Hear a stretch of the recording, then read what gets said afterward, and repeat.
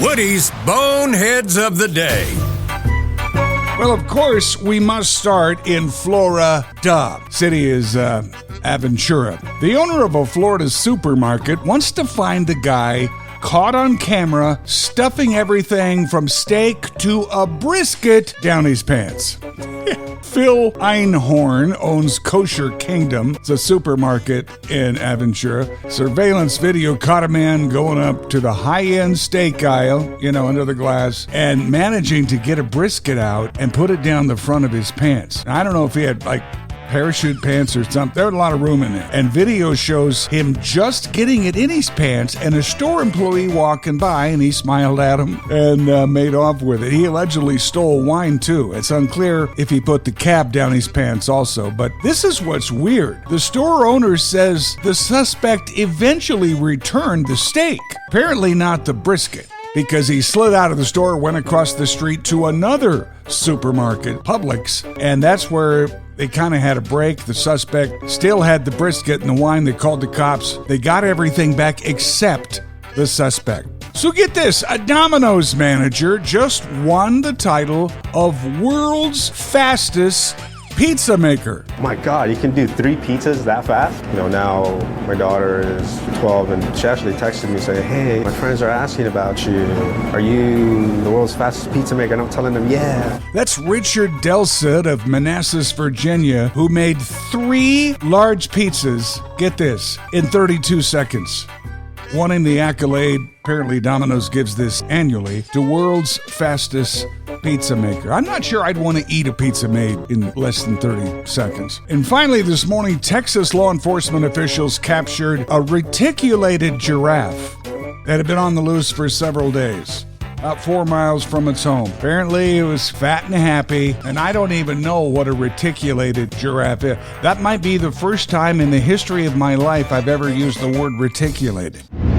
We're also counting down to the 4th with things you can do. And if you're like me and not an extraordinary planner and decide at the last minute, let's get out of town. Where can we go?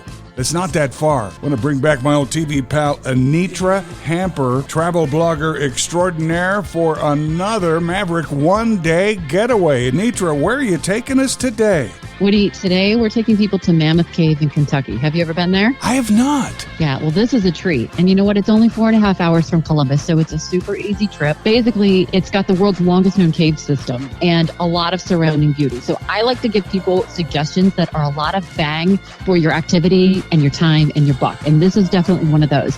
It's a national park. It's in central Kentucky. It's also a UNESCO World Heritage Site. So there's lots to do and lots of options. So you got your basic hiking, camping, bicycling, kayaking is going to be kicking in this time of year, but they're really known for their caves. Caves are the big deal there. They range from easy and accessible, from 1 hour self-guided tours that you can do on your own, to you can get really aggressive 4-hour tours that satisfy the most aggressive cave dweller, if that's your jam. So there's lots of geologic structures. There's even something called a trog tour for kids. If you're taking your kids, they can put on the hard hat and crawl through little passages. You want to have them work out the spring itchies. That's a good option too, but there's a menu of cave things. And I get that some people are not into the caves, and that's okay too. That's why I picked this place, because there's also some wildflowers, so you can go do hikes with that. And there's stargazing. So it's one of the newest designated international dark sky parks, which means it has exceptional space for stargazing, and it's protected. So they have all kinds of stargazing programs. So again, it's a really vast variety of things to do for people who want to just a quick getaway, 1 day, 2 days from Columbus. So do you recommend camping? Are there reasonably priced hotels or bed and breakfast? How do you score this? Well, it's centrally located, so there's a lot around there. Even though it is set off on its own as a national park, every community around it is going to have hotels. They do have camping. So as far as pricing in terms of what level of camping, I don't know if it's rustic or if you can take your RV. I think they have the whole gamut. But that's what's nice about this place, is there's a lot of options. What a great pick. Mammoth Cave National Park in Central